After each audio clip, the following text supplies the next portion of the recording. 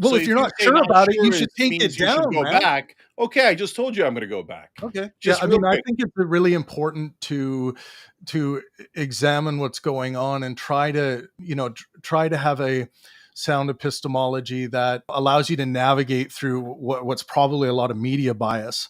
But I did want to ask you about something specific, Cenk. This issue of hospital bombing.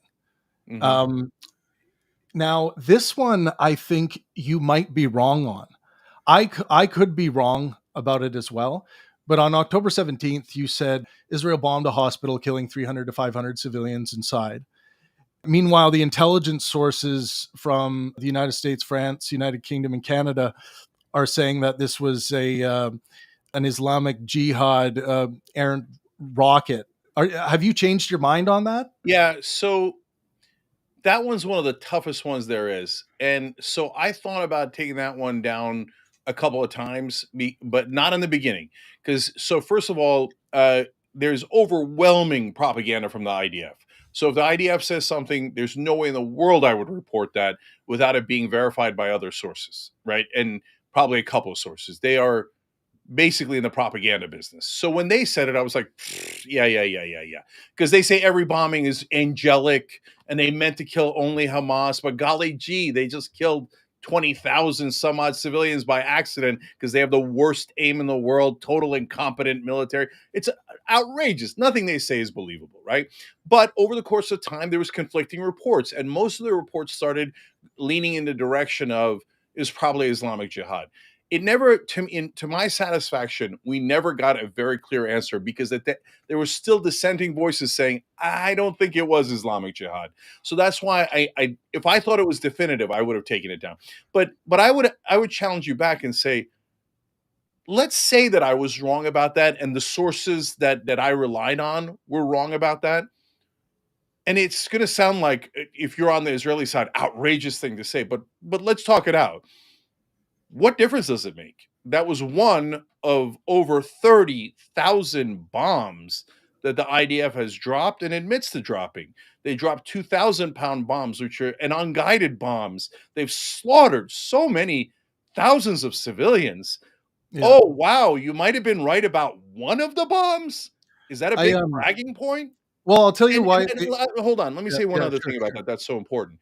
Because they use that one example out of literally 30,000 bombs, now well over 30,000 bombs, to make it seem like, oh, don't trust anything that the UN says. Don't trust anything that reporters say. Don't trust we're not doing anything. We're not doing anything. We're so innocent. We're the most innocent people in the world. We're the most innocent military in the world. El Shifa Hospital, El Shifa Hospital, right? And then, well, how about all the propaganda of the other hospitals and the other schools and the cemeteries, et cetera? Well, they were 100% wrong. So I Well, find it yeah. super uninteresting. The thing that's important to me, as a voter, I would want you to leave it up if you truly believed it, and I'm not sure if you do, because it sounds like you're saying you're kind of leaving it up to make a point. It sounds like to me, No, but I no, no, think no, no, no. That's absurd. Okay, so first of all, it has all the reporters that got Israeli propaganda 100% wrong. That they is CNN, and you read the Guardian piece, they just regurgitate whatever the IDF says. And then if it's proven wrong, most of the time they don't take it down. They should. But they should. Yeah. maybe like 2 weeks, 2 months later, they take it down when the damage is already done. So if you want to find one tweet where it's an 80-20 split, and I'm not sure, and it was months ago, you want me to go back and analyze to see if the 20% is definitely wrong? Well, Fine, whatever. But I'm that's just so saying that. microscopic.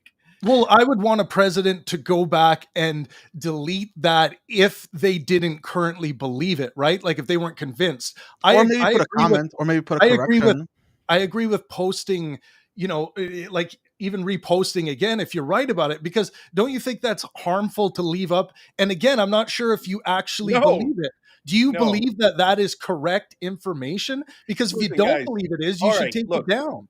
No. This is false equivalency. So you're In talking what like way? you've nitpicked a tweet that is not 100% in either direction from months and months ago. So okay, you know what? Fine. I'll go back and I'll double back and see if they got to 100% consensus on it, and I'll put a note on it if it requires a note. Okay.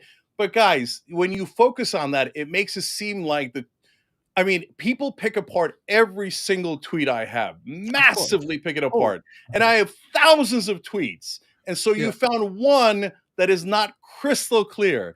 But everyone that's listening should understand that means there is tens of thousands of tweets of mine that are impeccable in terms of its Yeah, yeah. fact Cenk, basis. So, Cenk, to be honest, I'm giving you the same critique I would give to Donald Trump. I nail him for this all the time. I nail Biden for it all the time.